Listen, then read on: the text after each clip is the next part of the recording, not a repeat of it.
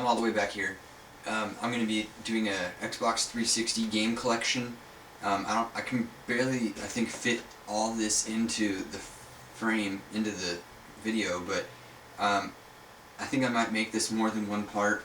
So I'm going to get started, and I'm just going to show a game, talk a little about it, maybe give a couple sentences, maybe say a word.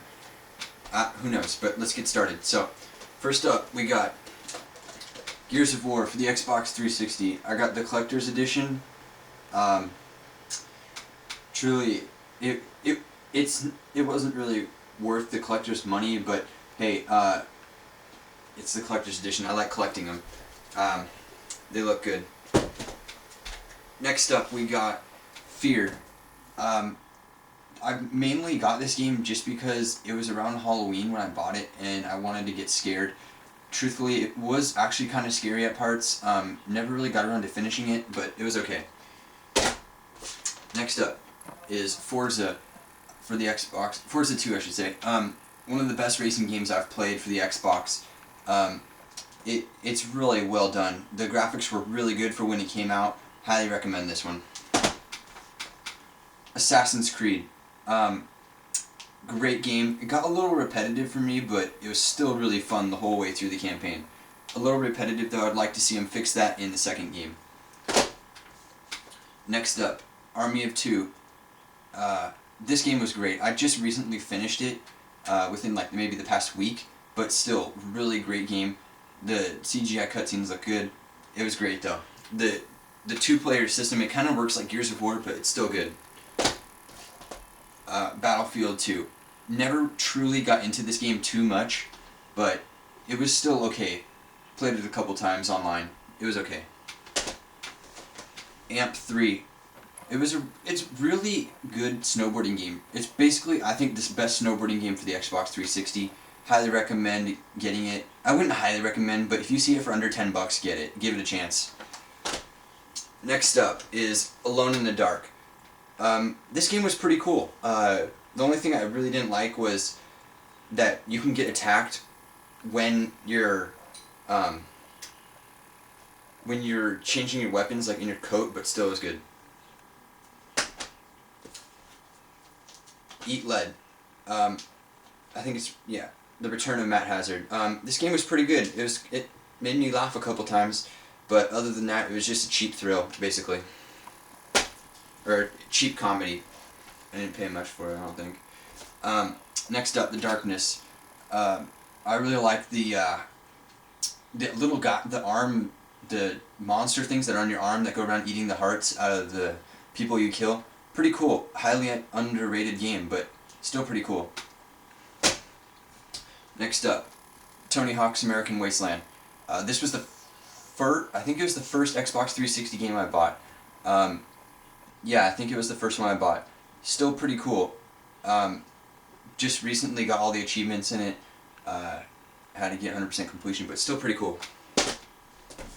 Next up, great game. If you ever find this, get it. HalfLife II. It's not uncommon to get. I mean, you can still find it almost anywhere, but get this. This is the best deal on the 360 for bang for your buck, basically. 5 games in one box, you can't ask for more. Team Fortress 2 is basically its own game, in my opinion. You could play that for a long time. Really great. Portal's a great new game too. Really good. Highly recommend this one. Next up is The Incredible Hulk. This game was pretty sweet. I was having fun for about an hour. Other than that, I lost interest. But it's good fun for an hour. The Godfather. This was an early game I bought for the 360. Truly, I was surprised at it. I found it to be very fun. The campaign, it tended to get really hard towards the end, but other than that, it was really fun. Just taking over businesses and stuff like that. It was really cool. A nice experience. Truthfully, I like this better than Grand Theft Auto games. Grand Theft Auto just never do it for me. This one actually did it. Next up is Unreal Tournament 3. I went into this thinking that it was going to be the next Gears of War. Graphically, it was kind of that, but other than that, I didn't find myself too addicted to it. I thought I was going to be more addicted than I was. Let's go over here. Next up is All Pro Football 2K8. Basically, it sucks. Next, we got Call of Duty 4 Modern Warfare.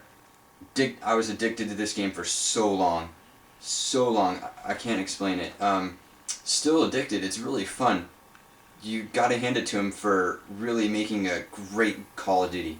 I'm hoping that Modern Warfare 2 can pull through and even be as good as this or surpass it. You don't know. Next up, we got Far Cry. Far Cry Instincts and Predator. Basically got this off a whim. I just looked at it. Never really played a Far Cry beforehand. Bought it. Wasn't too excited about it. It was pretty cool making your own levels, but other than that, not really that great. Next up, Crackdown. I actually did not buy this for the Halo 3 beta code. I bought this because it looked cool. Honestly, the cell shading looked cool. It was still, these free roam sandbox games like this, they don't really do it for me. I'd rather be playing a first-person shooter or something else, but it was better than GTA 4, I'll put it at that. Or I'll give it that, I should say. Okay, next up. Next up is Soldier of Fortune. Soldier of Fortune. Yeah, what the heck? Yeah, brain fart. Soldier of Fortune. Basically got this for $5 brand new at Target. Got it just because it was $5. Truthfully, the online was kind of dead when I got it, but campaign was okay. It was okay. Next we have Burnout Revenge. Yeah, Burnout Revenge. This game was one of the finest Burnout games I've played. Paradise is better. I don't own it. My brother does. I played it off his before. This game was great though. Played lots of hours into this, just doing crash mode and road rage. Really fun. Online's pretty cool too. One of the better racing games for the 360. Next up we got Bully. I basically bought this out of hype for the Grand Theft Auto 4, thinking Grand Theft Auto 4 was going to be the greatest game to ever be created. I did play this on the PlayStation 2. This one was a little better. Graphics weren't like a huge improvement. It wasn't that. I mean, it was still fun. I beat both of them. This one was better though, but still really fun. Next up, we got Crash of the Titans. Crash Bandicoot. Got this because I was like, well, they're making Crash Bandicoot games. That might be good. Play it, and it was fairly good actually. Not as good as the original PlayStation 1 ones, but still, it did not really let me down. I was truly surprised by this. Great game though. Next up we have one that I do not have a cover for, and that is Civil War. Bought this really cheap, real cheap, because it don't got a cover. Sucks. Let's put it at that. Next up we have Sneak King, Burger King. The worst of the three. Let's put it at that. Ooh. Next up, Stranglehold for the Xbox 360, because this game was pretty cool actually. The slow motion, it was pretty fun the first few times. Other than that, it got kind of repetitive.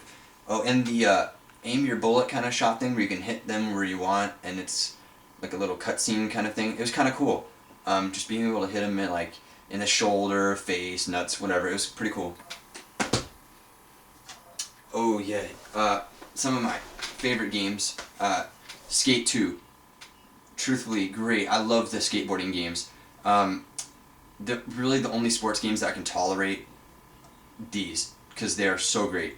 The download content really is great. It's not that expensive, truthfully. It's like maybe $3 for a level or something. Definitely worth it. Go pick this up if you like skateboarding. Best skateboarding game out on 360. Next we got Blazing Angels. The first one. Yeah, Blazing Angels Squadrons of World War II. Truthfully, I could not even pass the first level. Did not get into it. Didn't like it. What Xbox 360 gamer does not own this game, and that is Bioshock. If you don't own it, go get it now. One of the best single-player experiences on the Xbox 360 to date. Go get it.